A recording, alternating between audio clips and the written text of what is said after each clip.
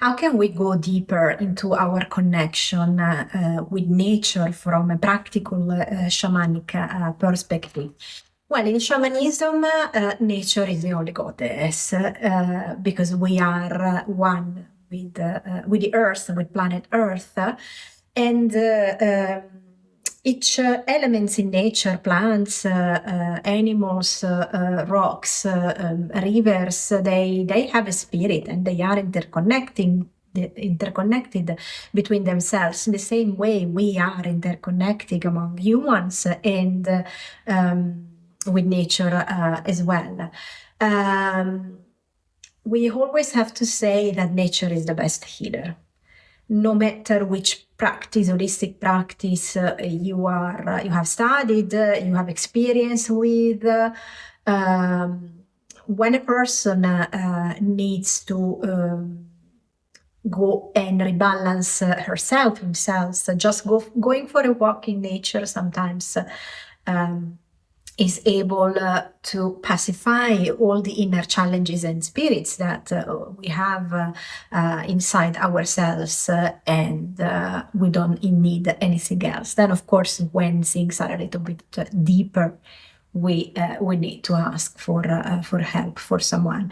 So just going for a walk in nature, and which is also part of another beautiful holistic practice that I teach, which is Shinrin Yoku in Japanese language, the Japanese language, which has been translated with forest bathing, which means experiencing and enjoying nature with the five senses.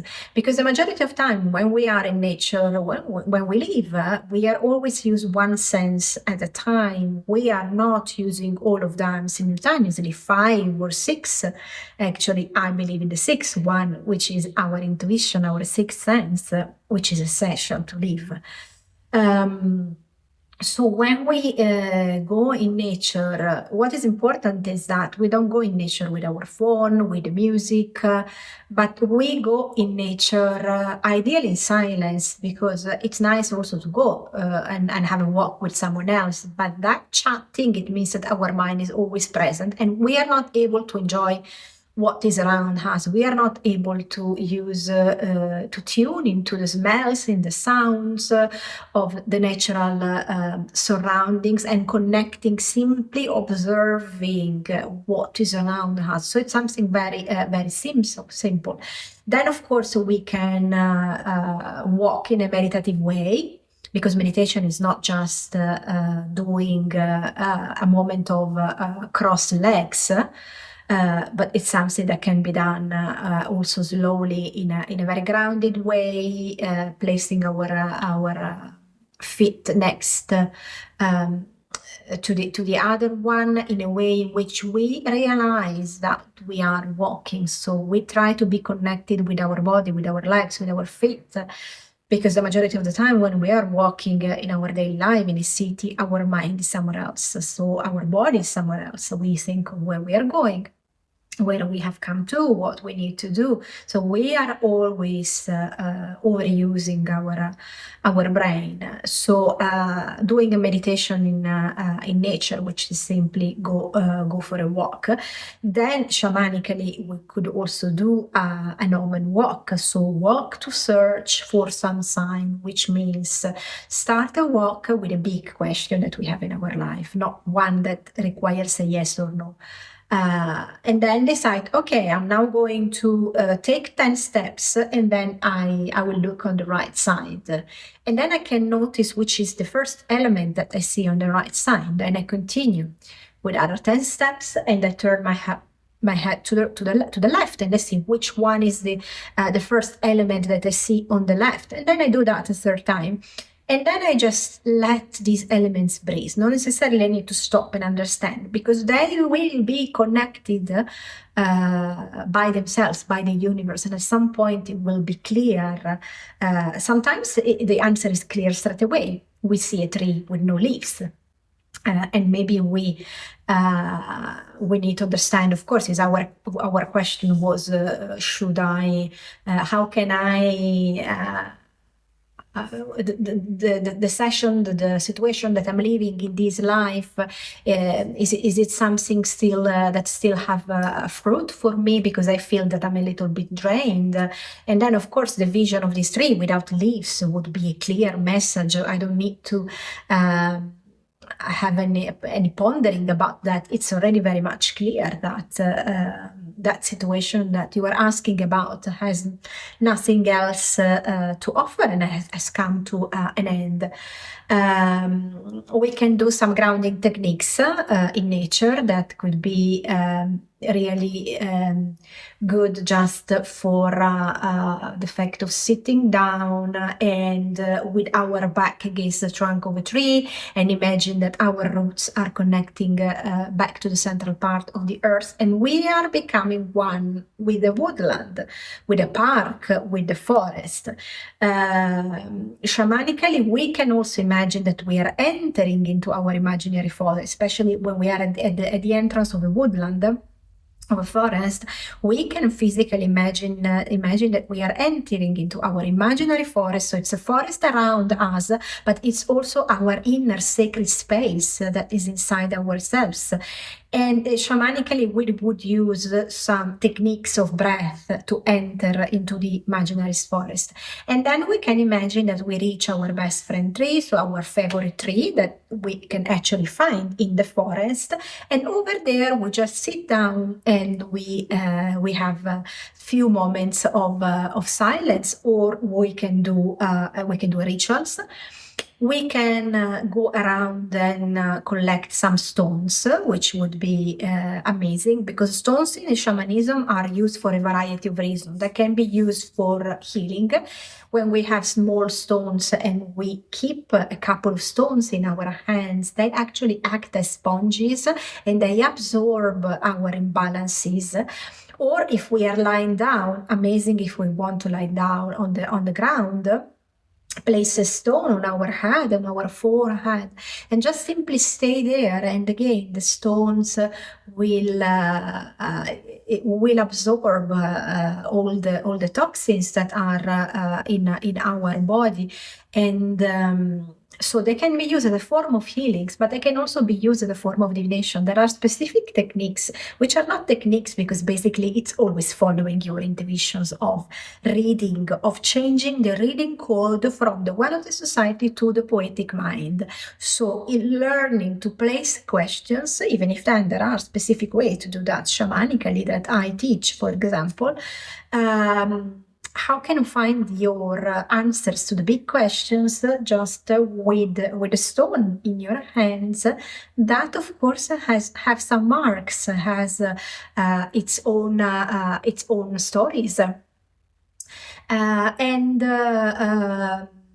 in nature, if you are familiar with shamanic journey, you can do a shamanic journey into a plant, into a tree, into some flowers, or if you are not familiar, you can just simply do your own ceremony, which means having some flowers in front of you, maybe some stones, just creating a space that is a little bit nicer with some elements of nature. You don't need to know any elements from shamanism, but it can also be your own personal celebration of something, or maybe it's a ceremony in which you want, for example, to cut the cord from a situation that doesn't serve you anymore, or you want to disconnect from a person that you don't want anymore in your life, or you want to sit down and write down your journal.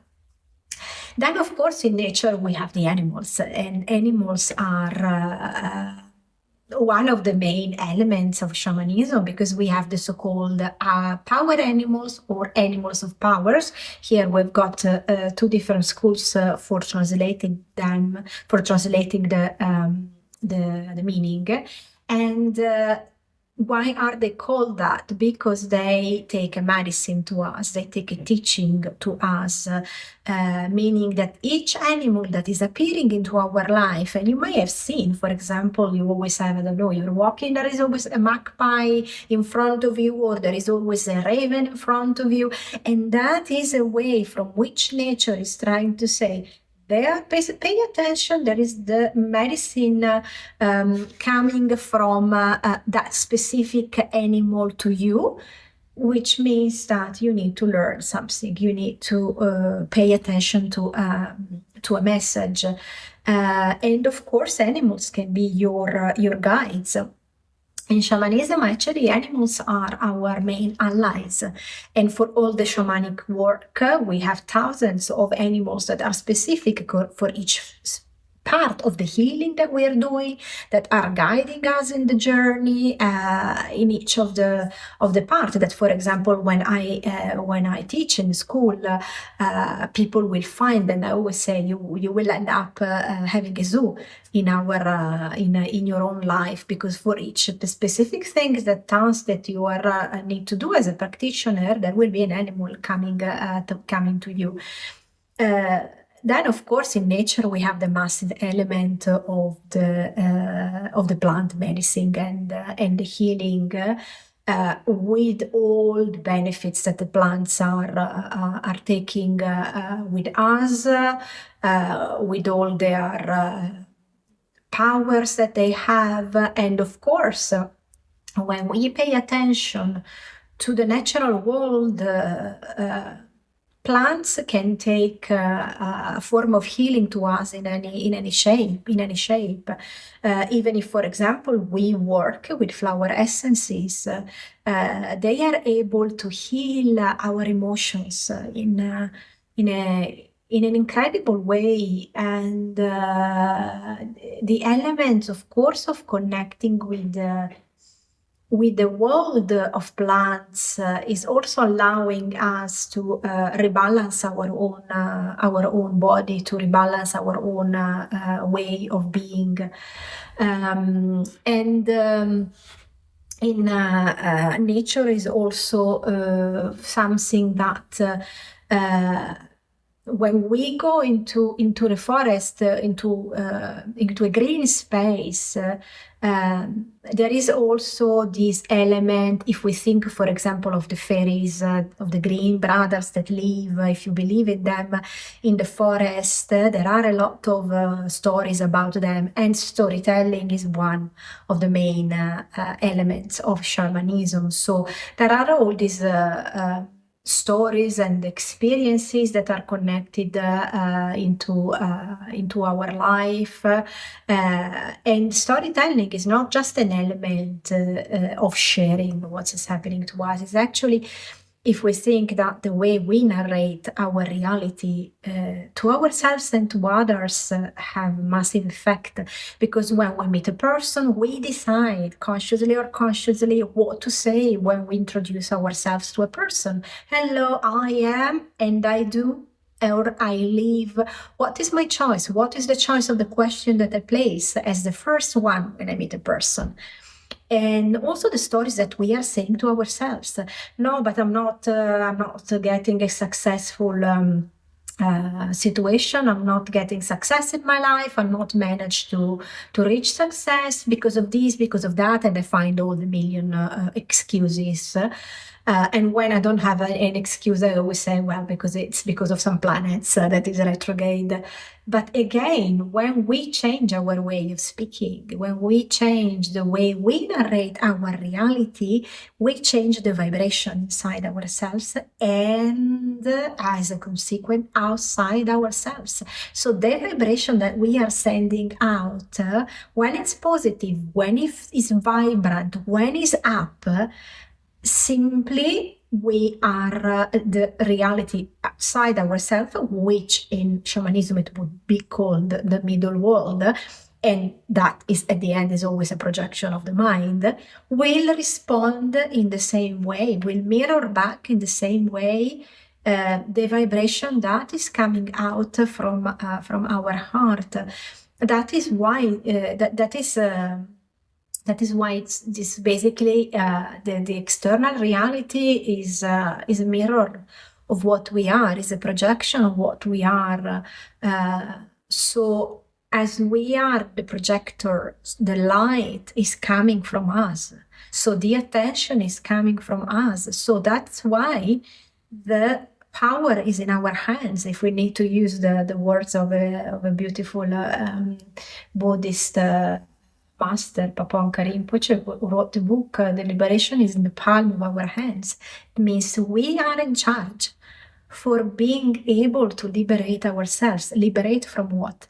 Liberate from the cycle of samsara. So the cycle of the reincarnations and the element of suffering, because all that we want in our life, despite of all the different beliefs, is happiness. So is the end of our suffering, and the end which is part of life, which is connected with the human being reincarnation.